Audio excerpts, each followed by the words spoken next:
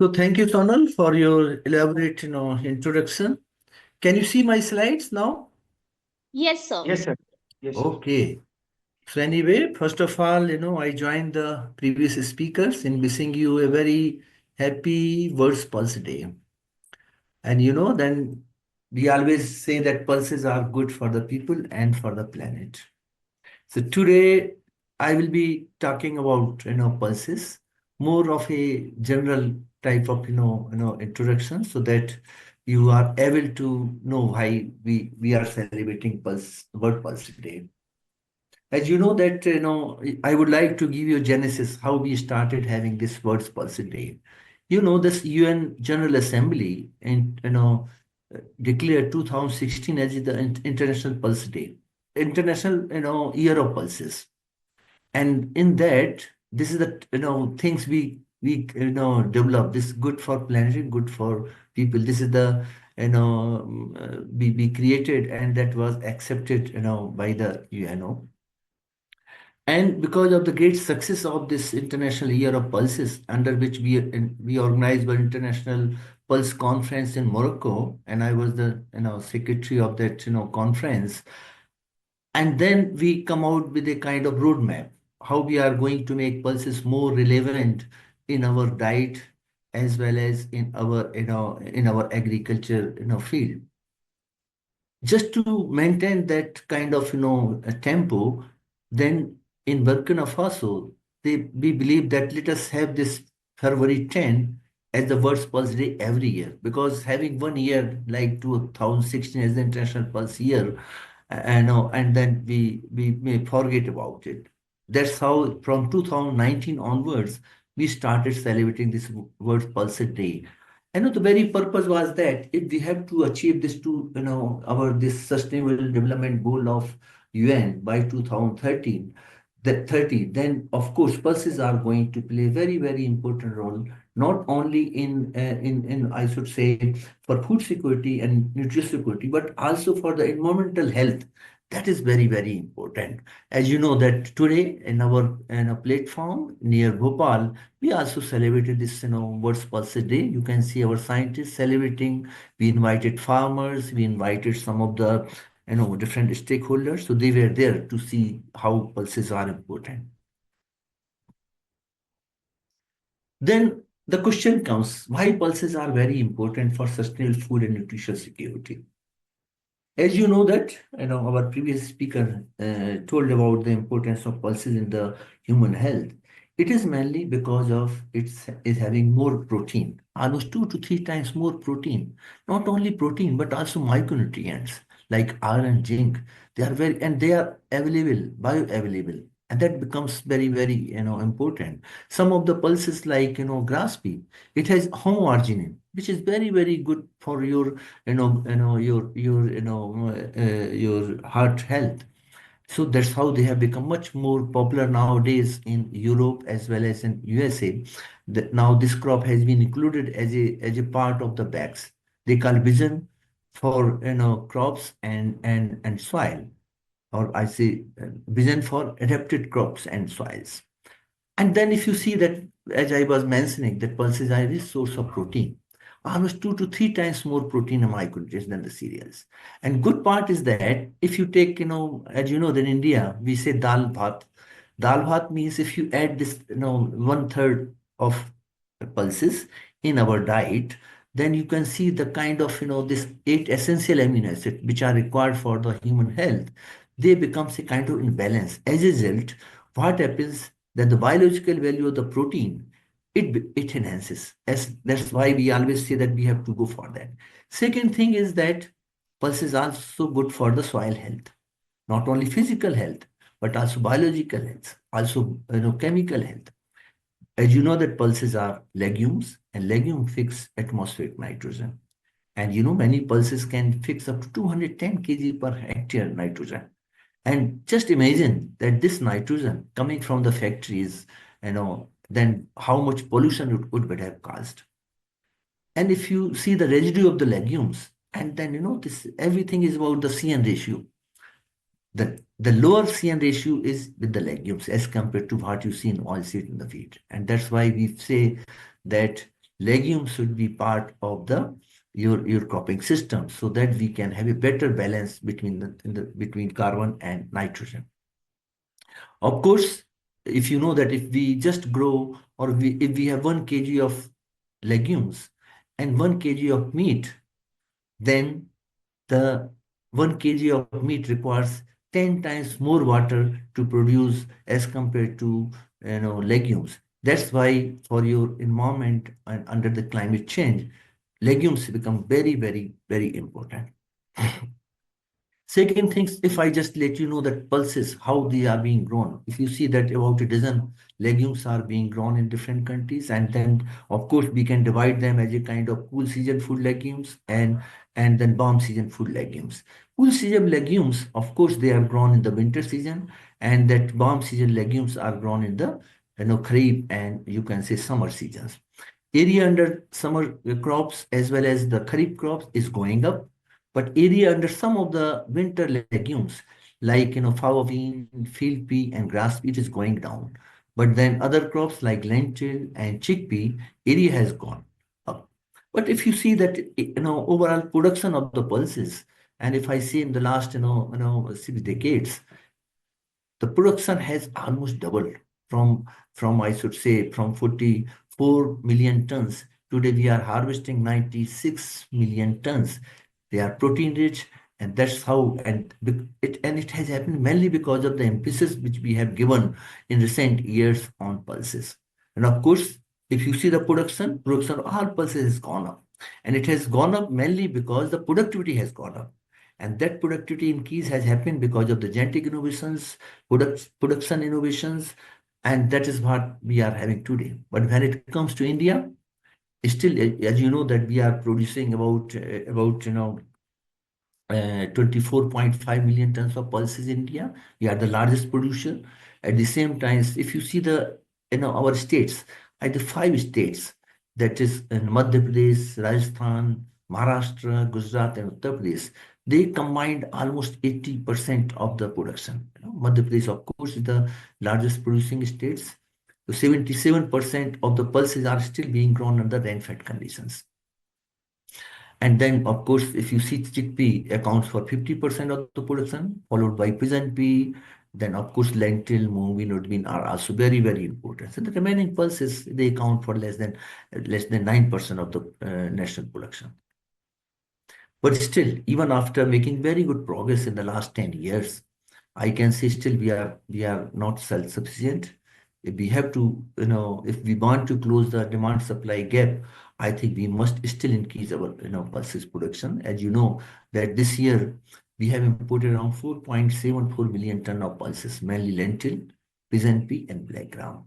And the government has, given the emphasis that by 2027, we must become self-sufficient. And for that, government has developed a strategy, and that is what we are going to ensure that India by 2027, only 2 years are left to harvest.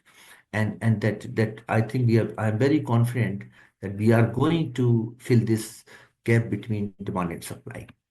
Of course, if I take, globally, two regions are, still deficit in pulses. One is the Middle East and the North Africa, where they are still importing 1.7 million tons of pulses every year. And another region is your South Asia, 4.5 million tons of pulses every year they are importing. And if you see the global trade at present, almost 20 million tons of pulses are being traded from one country to the other. So it means it has a very big global market. South Asia is the largest importer of pulses, mainly lentil, pea, pigeon pea, and beans. But there are certain challenges. The challenges are the climate change. As you know that every aspect of our life is being impacted by the climate change. And the pulse productivity and farming practices are no exception. As you know that how every year, you know that in 2022, just because of the rise in temperature, India has experienced almost 5 million tons of reduction in the wheat production. In the Morocco last 5 years, every year there's a drought. And last year they have imported almost 50% of their wheat, from other countries. Just because there was, and even this year also there's a drought, and that is going to have a big challenge for the country like Morocco. Then come the soil degradation. Since we have been growing continuously, cereal-based cropping system, one crop after the like rice, wheat, and maize, what has happened? The 33% of the global soil has degraded. It means overall the land productivity and the total factor productivity has gone down. It means earlier, if we used to apply, 1 kg of, fertilizer or any input, whatever if we want to harvest 1 kg of, production today, we have to apply more inputs. And that's mainly because of the soil has really become hungry. Soil has become very, very, poor in terms of your nutrient, and not only poor in nutrients, even the balance between different nutrient has broken. For example, for a good soil there has to be a particular proportion of NPK, but today it has skewed toward nitrogen. It means we are applying more nitrogen just because of that other micronutrients which is there in the soil, but they are not available. They are not available to the plants, mainly because of this, disproportionately disturbing the balance. Then comes, of course, there is a technological gap. We have not made that kind of progress as has been made in wheat, rice, and maize, because their productivity has gone up by 4 times. At the same times, in the case of pulses, it is only doubling the case. So it means there is a technological gap, and that gap has to come from our scientists and scientific organizations. Then there are still wide yield gaps, almost 30 to 35% yield gaps are there in the pulses. It means still we are not able to have the right kind of production technology, because even if you have a very very very good varieties, they have a genetic potential. As long as we do not have the right kind of production technology, we cannot harvest the genetic potential of those crops. These are some of the major challenges of pulse production. As you know that the farmers have the perception, a perception that the pulses are having low profitability. As a result, what happens then? They go for low investment at the farm levels. Then there, of course, since they are being grown in the rain-fed areas, they are being grown in the very poor soils. As a result, they are facing frequent drought and waterlogging. Of course, pulses are also affected by number of diseases, and more diseases are root diseases. And when root diseases are there, it means it is affecting the foundation of the plant. If there are foliar diseases, it is much easier to manage as compared to the root disease. That's why you can see that many times if you go to any pulse field, you will find the plant population is not appropriate, just because many of the plants are being knocked down because of the disease like fusion wilt and other like dry root rot, collar rot, many. It's a very big complex. As a result, there's a poor crop management. Weeds are rampant, and I always believe that in the pulses, weeds are causing the biggest yield losses, almost 30 to 35%. Poorly adopted varieties. Sometimes we are having a number of varieties, but then only few are there in the seed chain, because you can see that many of the varieties are just being released without having proper kind of market oriented product profiles. Then there is a poor variety replacement. At the same time, there is a low seed replacement rate. You can see some of the yield gaps in crops. There is around 30 to 40% for different crops, and they are not there at the crop level. Even if you see the state level, some states are having much higher yield, as compared to the others. So those kind of yield gaps are there, and these yield gaps which exist in pulses, I'm sure that we can fill those gaps by having a better production technology. Of course, so that if we have to fill the demand supply gap of pulses, I think we have to have a strategy. The strategy is how we can make the new genetic gains so that we are able to make the kind of genetic gains which have been made in rice and wheat. Like we can have, doubling the, farmers' income by having the better varieties. As I mentioned, that there are yield gaps, and these yield gaps has to be closed, and we can close by having better crop management.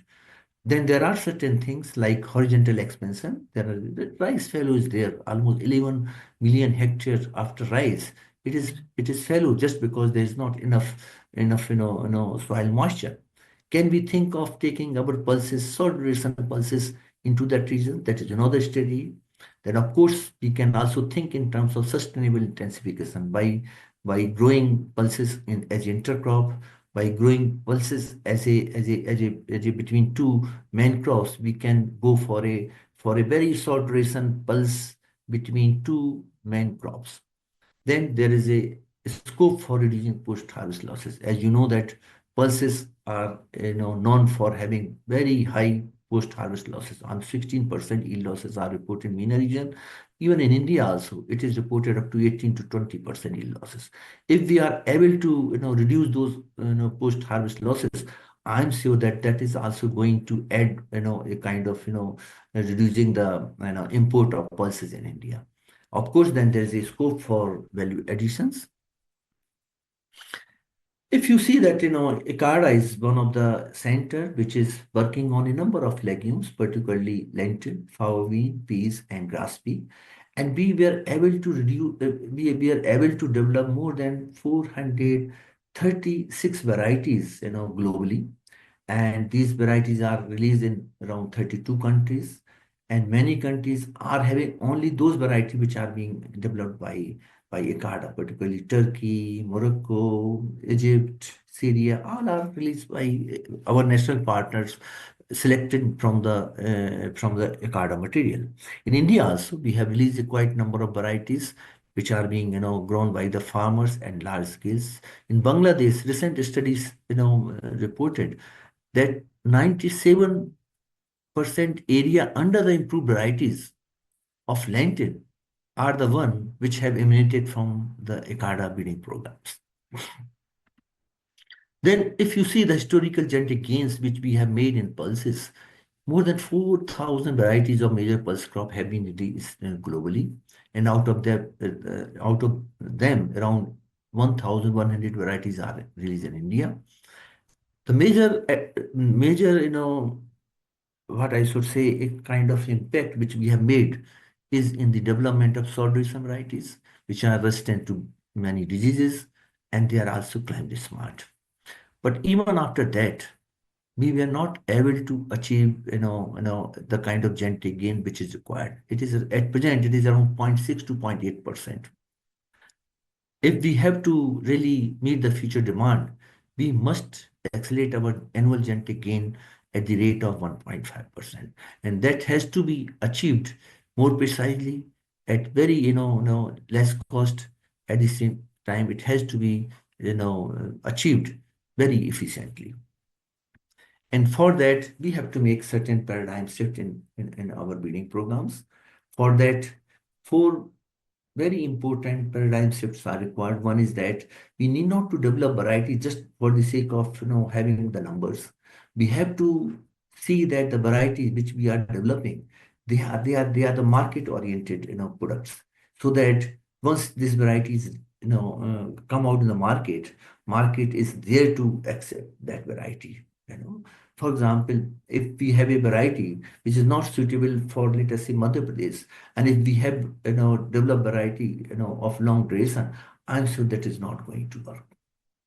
So for that, other things for that, what we require is the compartmentalization of the breeding activities. Earlier, we used to do all the activities at one level. Today, we have to think who's going to work in the bidding, who's going to work on the pre-bidding, who's going to take care of the crop relatives. So working together, I think that is the way to have a better result-oriented bidding, better varieties. Then earlier we used to take around 10 to 15 years to come out with a variety because we were having maximum two seasons we were having our breeding cycle. But today, with the speed breeding facilities which we have developed for our all the crops, we can complete the life cycle of a crop in 70 days. And it means we can take a 4 to 5 generation per year. It means we can come out with a better variety in 5 to 6 years as compared to what we used to take more than 10 years. And then of course we have made a very good progress in genomics resources, and that is really helping us to go for genomic selections, and that is increasing the breeding efficiency. As I said, that market oriented breeding product profile, so we have divided our different market, and that what are the traits which are required for each crop. There is a target product profiles, and now we are working on that so that once the variety comes into the market, it is being accepted by the farmers as well as the consumers and then different stakeholders. Of course, if we have to develop varieties, what we really require is the germplasm, right kind of germplasm. And that germplasm must be collected, must be conserved, and must be characterized and evaluated. Only then it can be used in our breeding programs. And for that, as you know, that ICARA is having a global gene bank, and under that, we have around 156,000 accessions, which are collected from the center of origin, as well as from the primary, crop diversity centers. That is your, fertile crescent. From there, we have collected all those things, and these are the numbers for different crops. So then this germplasm, a part of that is precisely phenotyped, genotyped for allelic variation. At the same time, birelatives, that's crop alleles, which are very good source of noble alleles, which are required for developing better varieties. We have used them in our breeding programs. Now we have the pre-breeding lines, which can be used in the breeding program by the partners. And of course, these lines are tested in different locations, and we have seen their performance, and they are the one which are doing much better than the variety which were there in the farmer's field. As I was mentioning, now genomic selection has become much more, a kind of integral part of many breeding programs, just because now we have got this, draft genome sequence for most of the crops. As a result, I give you an example of Howin, where we are adopting the genomic selections for heat and drought. And now we have the product which is doing much better as compared to what it used to be through our conventional plant breeding method. Just because we were able to make selection based on the markers which are spread across the genome. Of course, then genome editing is becoming a very, very efficient tools in the hand of the plant breeders. And for that, we are now able to work on this, let us say, grass pea, which is having a plant toxin.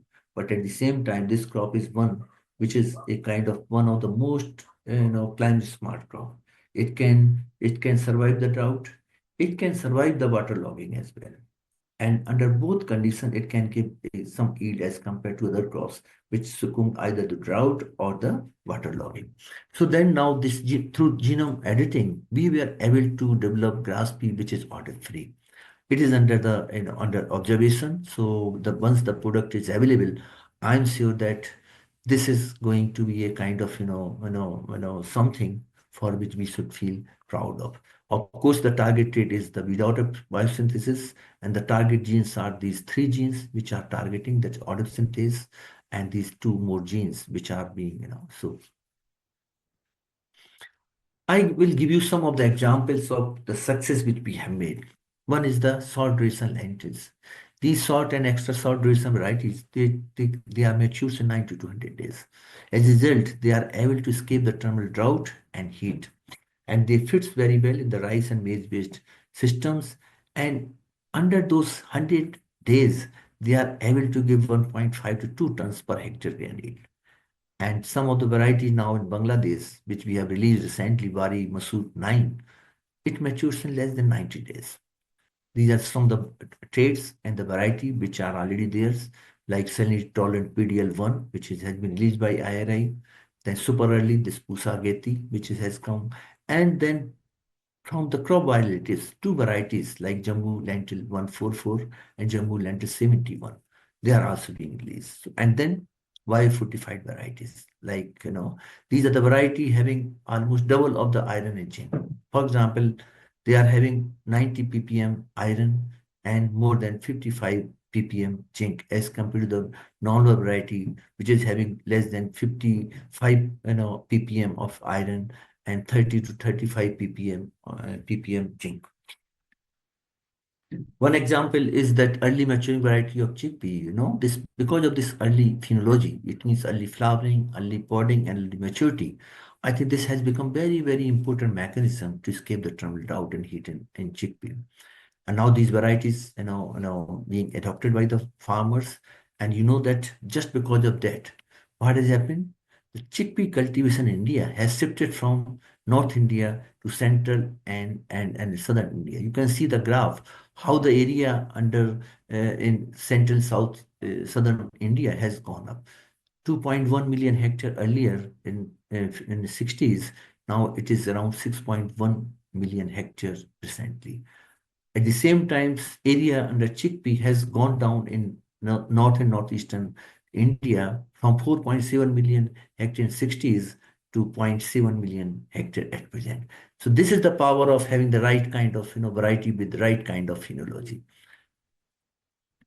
Then, of course, another example is the area expansion under the moving.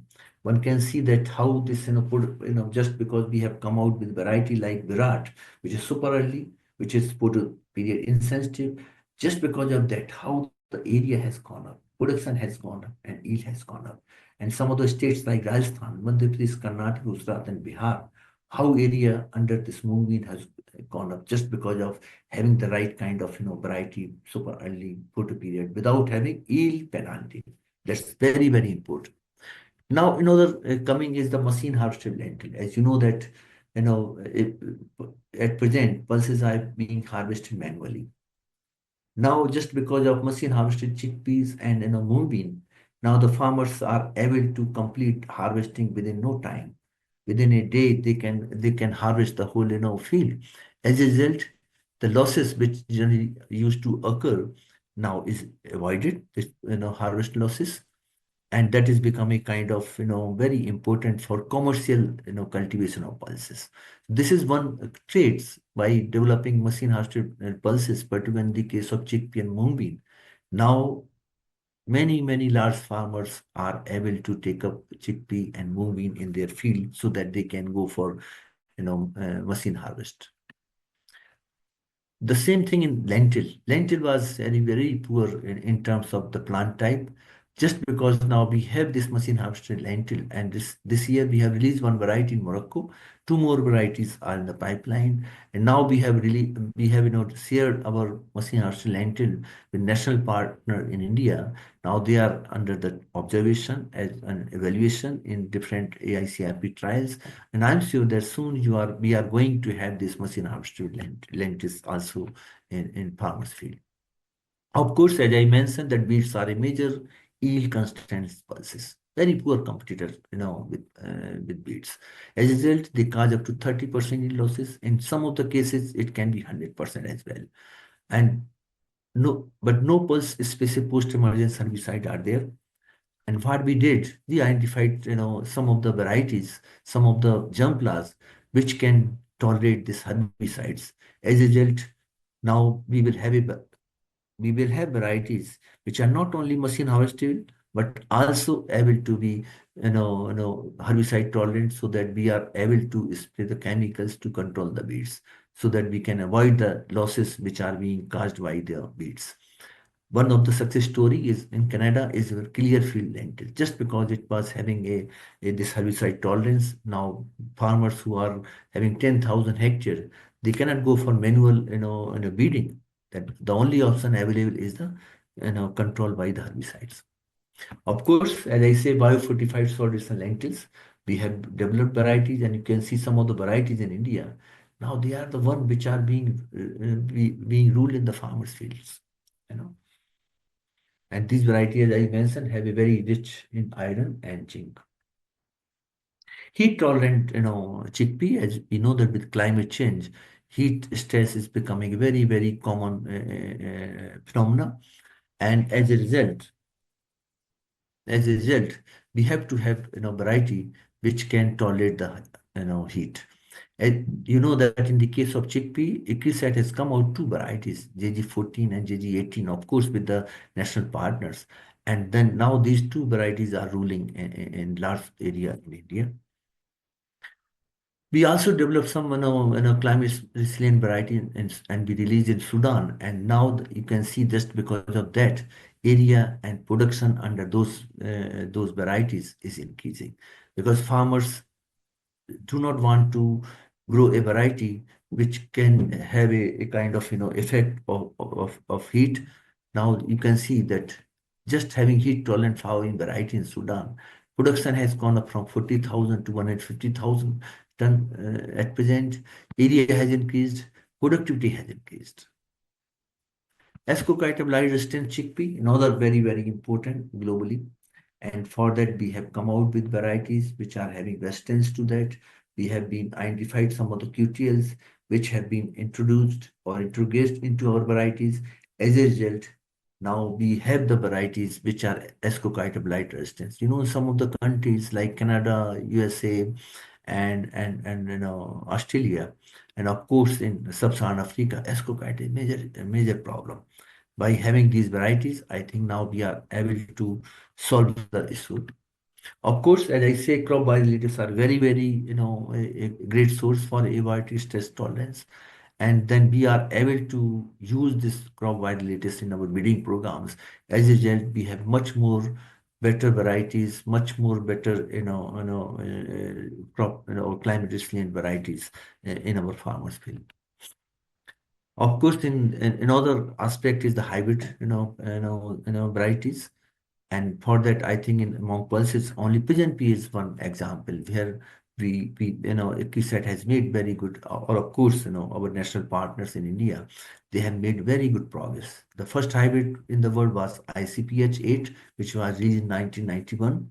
Area under hybrids is not very much, but still it is around 3,000 hectares. And there's a need for promoting hybrids. And for that, what we need is the public-private partnership.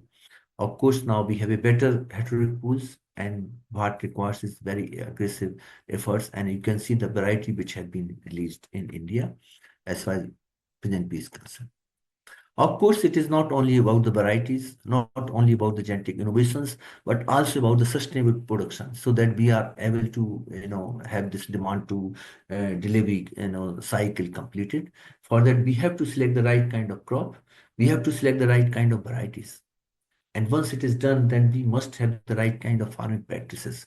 Today, precision farming is becoming a kind of, very common practice in many countries. Of course, in India also, government is giving emphasis on this geo-precision agriculture. As a result, we are able to use the optimum, use of the inputs, considered price, and also that's how we are able to increase the productivity. And of course, as I mentioned, post-harvest losses has to be reduced, and for that we have to have a market linkage. And once we have this, demand to delivery, cycle, I think then we can have a kind of economically viable and ecologically sustainable pulse production. Of course, precision farming is very, very important to optimize the inputs and enhancing the incomes. For that, we have to think in terms of smart irrigations, smart fertilization, smart detection of the diseases, which are very common, in pulses. Then we can also think in terms of smart sensing, so that according to the weather pattern, we are able to give a kind of, alert to the farmers that what kind of diseases are going to be there in their field, and then smart advice to the farmers so that they can take the right decision at the right time. Of course, the rice fallows in South Asia is very, very important. A kind of, for horizontal expansion. Almost 11.65 million hectare area is there. And of course, you can see different regions, like eastern region of India. It is the target region, like eastern UP, Bihar, Jharkhand, and West Bengal. So this is the way to have a kind of region-based regional strategy to go for rice fellow. Then rise fell intensification pulses, and for that we have done the real-time mapping and monitoring target site specific intervention. It gives you information about how much soil moisture is there, real time, and how much area between two rice crops is available or between two crops is available. Based on that, we can decide whether we should go for which varieties, whether we should go for super early variety, whether we should go for early variety, or whether we should go for medium duration variety or late duration variety. Based on the soil moisture as well as the window available for planting, that is what we can decide based on this real time mapping and monitoring. Of course, there are other opportunities in some countries like Middle East, and not Middle East, I should say Turkey and Syria, where farmers are thinking to go for winter plantings. At present, they are going for spring planted crop, means they go for planting in February and harvest in May and June. But then they are thinking if we can go for planting in the month of November and harvest sometimes in April, as then we can almost double the chickpea production and lentil production. Just because what we require that we must have the variety which are resistant to escocoit blight. They must are able to have winter hardiness. At the same time, we are able to manage the weeds. Once these three traits are combined together, I think that can really, give a kind of, yield advantage of almost 100%. Means the, yield can go up to 4 tons per hectare as compared to what they are harvesting at two tons per hectare at present. And pulses has emerged as a very good, options, as an intercrop with the cereals. Even our forefather used to grow pulses as an intercrop. Even pigeon pea, still you can see many in eastern UP still being grown as intercrop. And then it is said that if we are going to grow pulses in, as intercrop in cereal fallows, then it can give you almost 38% more yield, 33% more income, and using less than around 23% less yield. This kind of advantage are there, and this is based on a meta-analysis done across the world. It is different countries, and they found that yes, pulses can provide nutritious feed and forage for livestock if we go for this intercrop. Not only forage and feed, but also as a food also. That can be very good option. Of course, for diversification rice system, what we have to think that we must have super early varieties. We can take up our field pea. We can also think in terms of having grass pea, and we can think in terms of having lentil to make this between two rice. This becomes much more sustainable cropping system as compared to what it is called it rice system. Of course, as I say that grass pea is one of the most climate resilient crops. It can give 13 to 15 tons of green fodder. It can give 5 to 8 tons of biological yield. At the same time, it can give 1 to 3 tons of low order grain yield. And that's how it is being grown in many, in country like Bangladesh. Almost it's number one pulse crop. Of course, other agro-technologies like your conservation agriculture, like zero tillage, it is also become very, very important. You can see how the different varieties has performed under this zero tillage after soybean. Some of variety like L4076, it is doing much better than the variety like IPL 316 and Pusaget. Then enhancing profitability is also very, very important. And for that, what we have to do is not only reduce the cost of cultivation by mechanization, but also we have to ensure that there is value additions. Now, you know that how the market is working. Now you see that, if you go to Haldiram, I think, how much, this, chickpea flour, that is besan, is being used in different kind of, sweets and then different kind of namkeens. So that is where we have to go for value addition, and we have to link with the market. That's very, very important.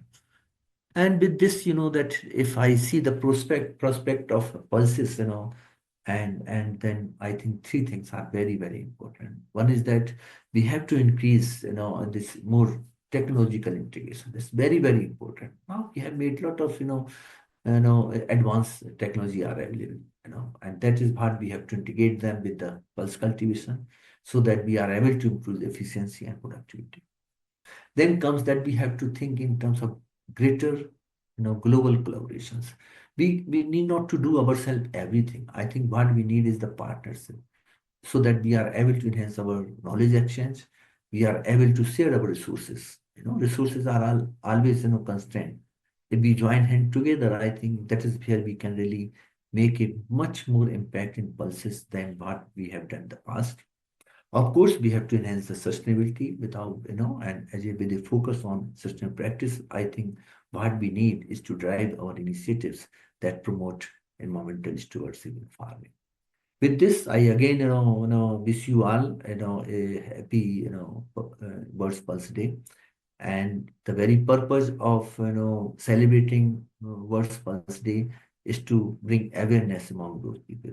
And I know our previous speaker has already said about the importance of pulses in human health.